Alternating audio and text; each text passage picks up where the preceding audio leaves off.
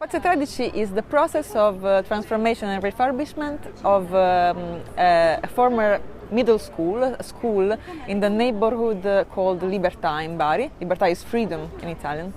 And this neighborhood is a very socially complex, mixed and fragile neighborhood in Bari, hyper-dense, lacking public spaces and lacking aggregational spaces.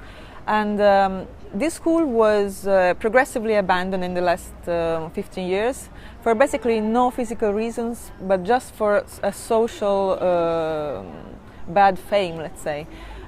So it was a really sad story of political loss.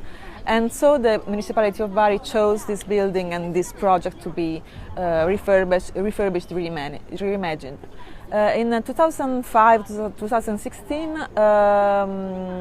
the National Association of Italian Municipality, called ANCI, issued a call towards the municipalities to choose some building to be refurbished and transformed.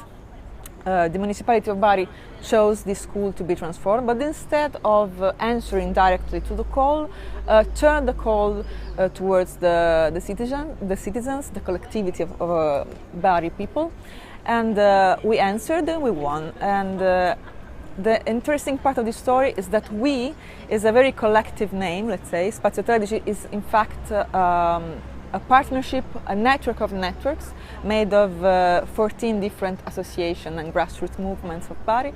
And so we won this call with a project of transformation of the school into what we like to call a learning center, a learning hub, and devoted to young people to help them learn new skills, also to imagine new job futures and new also creative futures.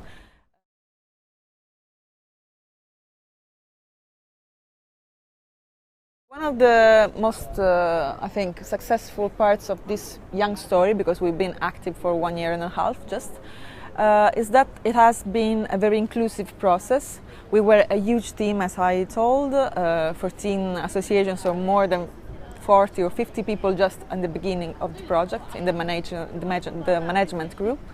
And so we were able to reach with just our beginning networks a huge audience in a certain sense.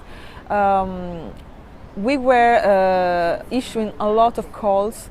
We organized a lot of meetings and what we call one-day meetings, or also round tables with the collectivities. And actually we reached a lot of people on the whole urban scale, I have to admit. Probably what we can do better in the future is to concentrate better on the fragile parts of the society, and probably on the fragile part of our neighborhood, which, as I said, is very complex and very weak on the social point of view.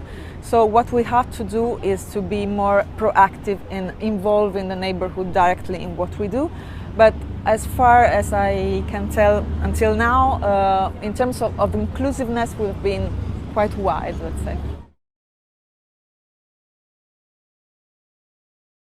Since we are very young and since we have this huge and complex and very liquid team in the management, we have been very experimental until now. So we've made a lot of things, a lot of activity, but we lack some framework, let's say. We really would like to learn how to be able to foresee a more stable, a more solid future for our project, if possible, of course. So what we really are appreciating a lot of this activity of sharing thoughts and sharing experience is that we can learn from older experiences that have had a strong impact also on larger scales with a huge complexity of processes. And so we really can learn a lot to build a stable framework for us.